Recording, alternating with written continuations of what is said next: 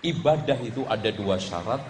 Syarat pertama apa? Benar sesuai. 5 juta tidak, artinya yang wajar untuk semangat saja. Sebagaimana dijelaskan oleh Syekh Hibrin, mungkin 500 ribu, ya siapa yang menang nih, nggak ada masalah. Ini berkaitan dengan jihad. Misalnya juga lomba dalam pacuan kuda atau pacuan onta, ini boleh judi, dan ini pendapat yang lebih kuat adalah judi sebenarnya disebut oleh para ulama ya, meskipun duit dari dua belah pihak, tetapi bukan jumlah yang kemudian banyak karena tujuannya bukan untuk ngambil duit, tapi tujuannya untuk latihan, untuk menyemangati. Maka ini Nabi SAW izinkan hal ini karena ini berkaitan dengan jihad ya. Kemudian para ulama khilaf, kalau begitu hal-hal yang berkaitan dengan jihad, bolehkah kita buat seperti ini ya?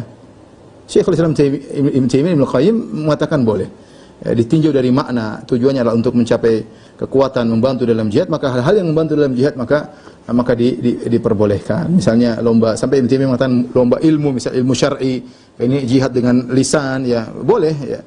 Tapi bukan niatnya bukan dalam rangka mencari duit, bukan ya, tapi untuk sekedar semangat aja. Sekedar semangat berpacu misalnya ya. Ini tidak jadi masalah. Wallahu a'lam bishawab. Adapun yang tidak ada hubungannya kaitan dengan jihad, maka semuanya judi hukumnya haram. Wal ansab adalah patung-patung, ini juga tidak boleh. Wal azlam ya, mengkaitkan nasib dengan benda mati ya, cari mana lakukan, tinggalkan, abstain. Ngapain kita gantungkan nasib kita dengan benda mati seperti ini? Ya. Sama halnya menggantungkan nasib kita dengan apa? Dengan tanggal kelahiran ya. Ini sama-sama goblok ya. Apa kaitannya antara iya, tidak, abstain dengan nasib kita? Enggak ada ya. Sama. Mengkaitkan nasib kita dengan bintang Libra, bintang Gemini, bintang Sagittarius, bintang Scorpio ya.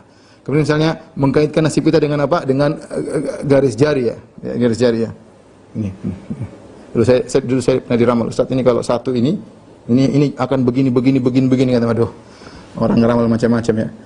Kita ini namanya semua tidak, karena ini syirik, mengkaitkan sesuatu yang mengakibatkan akibat pada sesuatu yang bukan sebab. Mengkaitkan suatu akibat dengan sesuatu yang bukan sebab daripada akibat tersebut. Kata Allah, rijsun, ini semua najis min amali syaitan.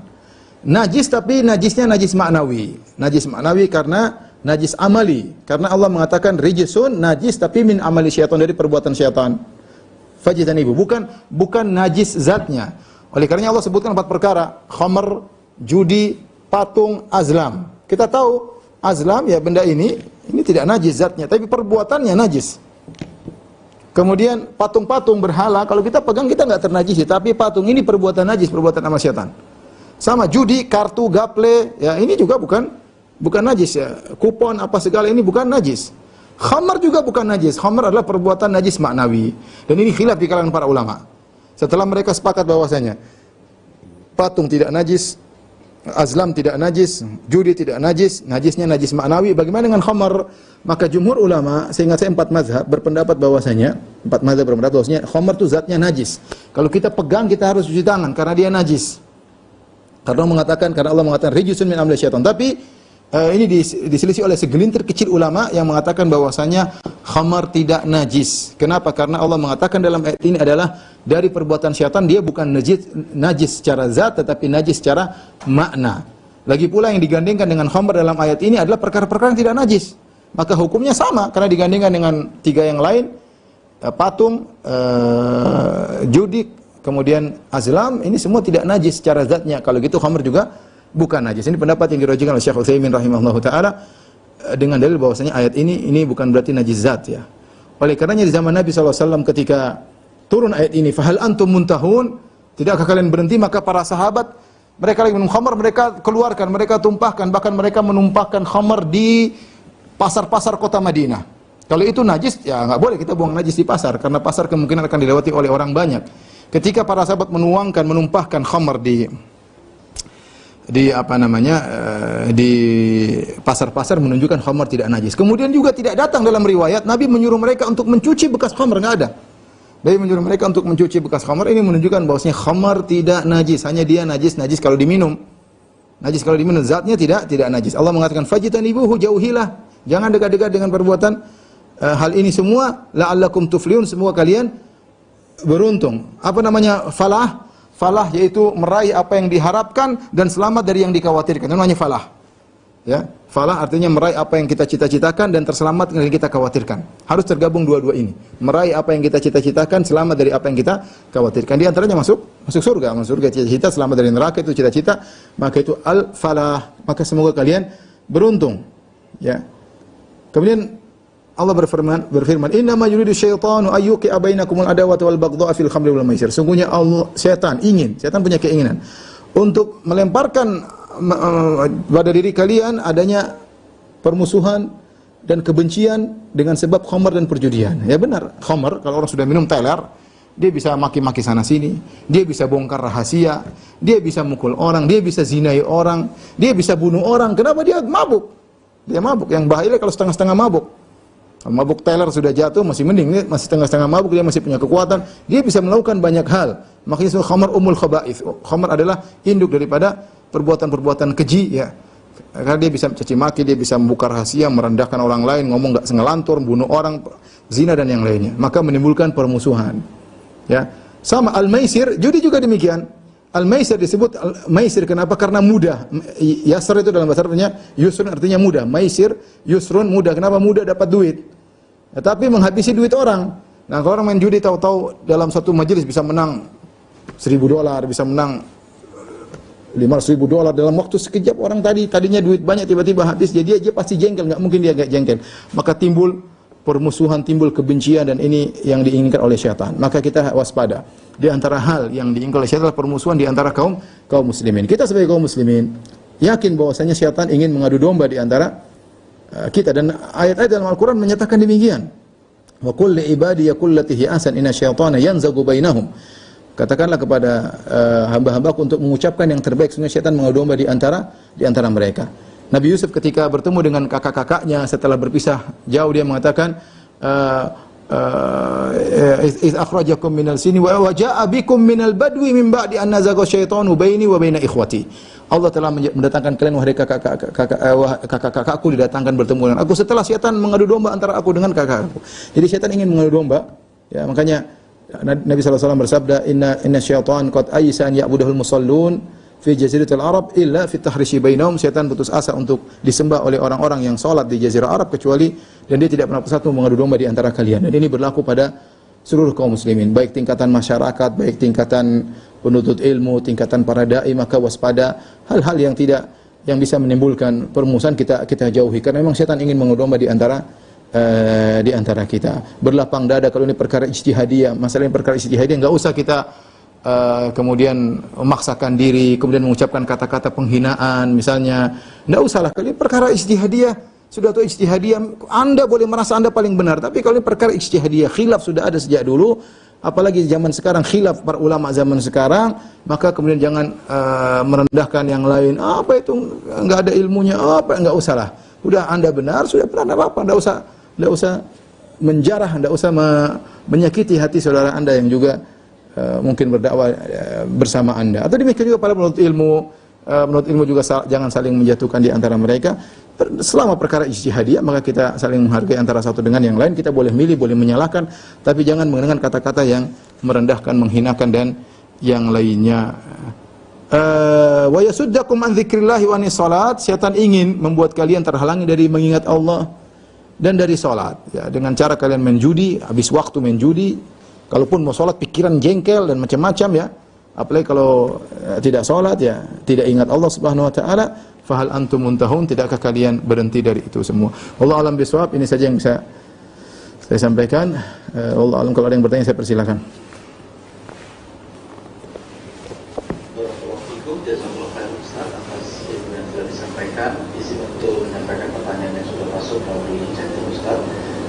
Yang pertama, ini pertanyaan dari Riau. Assalamualaikum Ustaz.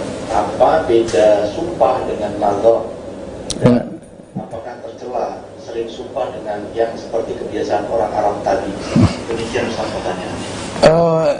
Yang kedua, kalau ini bukan adat kebiasaan kita, sedikit wallah enggak perlu lah. Karena kalau kita bilang wallahi demi Allah, orang enggak kita sumpah, karena ini bukan tradisi kita.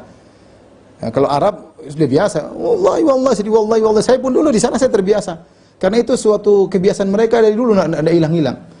Wallahi sedikit, wallahi sering sekali saya ngomong gitu. Bahkan teman-teman saya dari Afrika juga, kalau mereka bicara mereka wallahi, mereka punya nada yang berbeda, tapi maksudnya wallahi. Mereka bukannya kalau kita wallah, tapi kalau orang Afrika wallahi, maksudnya wallahi. Jadi itu benar enggak gitu maksudnya. Jadi mereka sering, dan itu tidak boleh tidak perlu kita ikut-ikut karena bukan kebiasaan kita.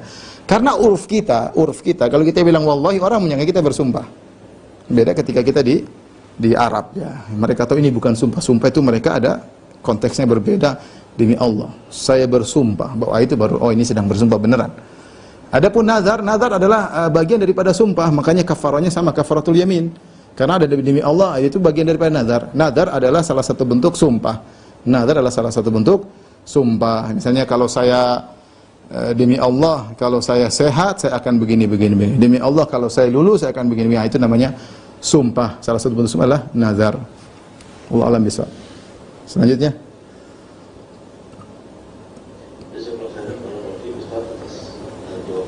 Pertanyaan selanjutnya, Ustaz izin bertanya, diet dengan tidak mengkonsumsi karbohidrat seperti nasi, apakah termasuk larangan dalam ayat ini, Ustaz?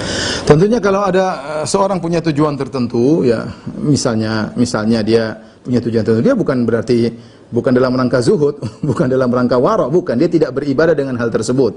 Ini yang Allah sebutkan adalah orang-orang yang mereka sengaja meninggalkan sebagian kenikmatan, mereka menyangka itu wara' dan zuhud.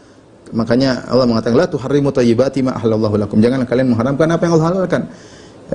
Beda kalau tadi misalnya dia meninggalkan karena dia punya penyakit gula atau dia penyakit kolesterol atau dia ingin menyembuhkan obesitasnya, kegemukannya, boleh-boleh saja selama itu tidak memberi mudarat kepada dirinya. Dia harus konsultasi dengan dokter ya. Konsultasi dengan dokter. Ini dia justru meninggalkan demi kesehatannya, bukan karena zuhud dan wara, tapi demi kesehatannya agar bisa terus beribadah kepada Allah Subhanahu wa taala ya.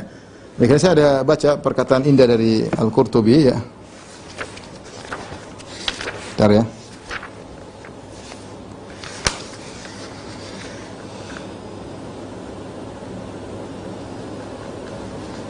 Di antaranya beliau berkata, la fadla fi tarki syai'in mimma ahallallahu lahu li ibadihi. Innal fadla wal birra innama huwa fi fi'li ma nadaba ibadahu ilaih. Tidak ada kemuliaan dalam meninggalkan sesuatu yang Allah halalkan kepada hamba-hambanya. Kemuliaan itu, keutamaan itu, kebajikan itu kalau melakukan apa yang Allah perintah ya. Kemudian juga Al-Qurtubi mengatakan sebagian orang menyangka bahwasanya yaitu meninggalkan perkara-perkara tadi sengaja mereka menggunakan pakaian yang tebal, yang kasar ya. Kemudian mereka makan yang tidak enak, mereka menyangka mereka mendekatkan diri kepada Allah, kemudian kelebihan uang mereka berikan kepada orang-orang yang membutuhkan ya. Maka kata Qurtubi faqad dhanna khata'an, maka ini persangkaan yang keliru ya. Dzalika anna al-aula lil insan salahu nafsihi, yang terbaik bagi seorang dalam memperbaiki jiwanya ya. Wa aunuhu laha ala taati rabbiha, dan yang paling penting adalah bagaimana bisa membantu dirinya untuk taat kepada Allah Subhanahu wa taala. Misalnya seorang saya enggak mau tidur pakai AC. Ya biar zuhud dan wara'. Kalau AC halal kenapa ente?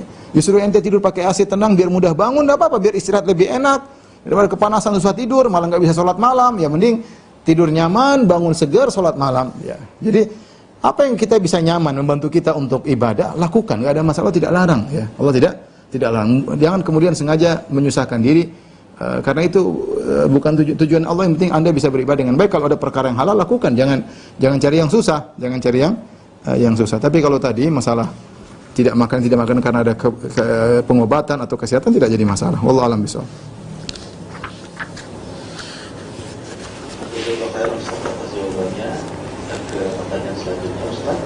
Bismillah Ustaz, saya mau bertanya, saya bekerja di sebuah toko buah dan ada aturan di toko saya bahwa semua buah yang sudah tidak layak jual harus dimusnahkan dan dibuang. Contohnya seperti buah yang memar, tergores, pecah, atau kain dan lain-lain. Itu semua harus dibuang, tidak boleh lagi dijual, tidak boleh dimakan oleh karyawan atau dibawa pulang. Tapi saya biasanya makan buah itu karena buah itu masih bisa dimakan, tinggal dibuang saja yang rusak sedikit. Saya tidak merasa tega membuang buah tersebut atau takut mubazir. Apakah dalam hal ini saya berdosa Ustaz? Atau sebaliknya, ketika saya buang buah itu saya berdosa kalau mau membazirkan makanan? Demikian Ustaz pertanyaannya. Ya, la ta'ata li makhluqin fi ma'siyatil khaliq. Tidak ada ketaatan. Ya, kita tahu dalam rangka bermaksiat kepada Allah. Tujuan tujuan perusahaan mungkin adalah agar menjual buah yang fresh, yang segar, menjaga mutu. Tapi kalau buah yang masih dimakan dibuang, ini tentu tidak benar. Rasulullah SAW ketika jalan ada korma jatuh, Rasulullah SAW bersihkan, Rasulullah mau makan. Tapi Rasulullah SAW kemudian tidak jadi makan karena khawatir korma sedekah, karena Rasulullah tidak boleh makan sedekah. Rasulullah SAW pulang ke rumah ada korma jatuh, Rasulullah ambil, Rasulullah bersihkan. Dan Rasulullah perintahkan kalau ada makanan jatuh bersihkan kemudian makan, jangan buang. Apalagi buah masih bisa dimakan, pecah nggak ada masalah. Kalau dibuang tentu bentuk mubazir. Kalau bisa kasih ide kepada atasan, dikumpulkan, diberikan, semoga toko semakin berkah, dikumpulkan, kasih orang di jalan banyak, yang jauh-jauh jangan dekat-dekat, jauh-jauh sana kasih kalau memang tidak ingin mengganggu perekonomian, kasih jauh orang jauh ya. Bilang saya tidak bawa pulang ke rumah, saya kasih orang jauh ya. Beri masukan kepada atasan. Wallahu a'lam bishawab. Yang terakhir kali ya, Pak Dwi Pak. Ya, dari saat ini pertanyaannya terakhir pilihannya.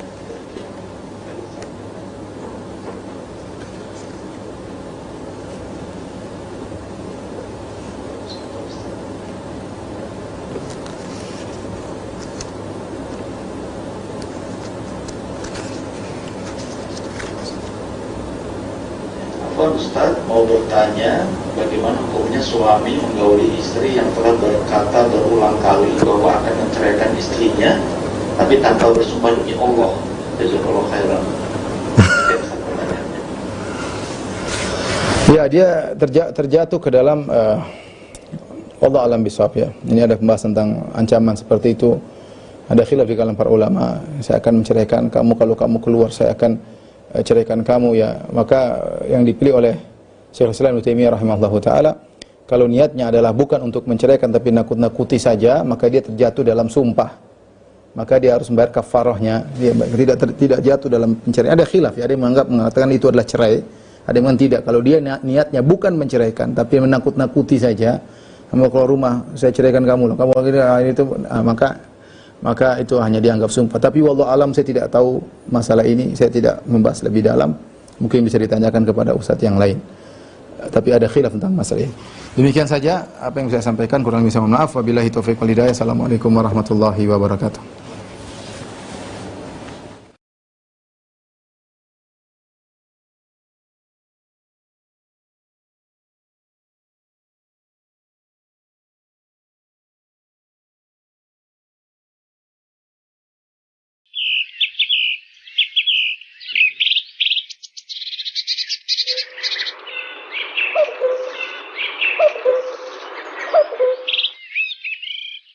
Problema dan beban hidup selalu menghiasimu. Membaca Al-Quran akan menenteramkan hati, menguatkan iman, dan menyembuhkan penyakit. Ala bidzikrillahi tatma'innul qulub. Kini kami hadirkan untuk kaum muslimin Al-Quran Saku cetakan asli Madinah Munawwaroh dengan ukuran 8,5 x 11 cm. Dan ringan, akan memudahkan Anda untuk membawanya kemanapun. Pesan sekarang dengan jaminan asli cetakan Madinah. Hubungi Niaga Store di 0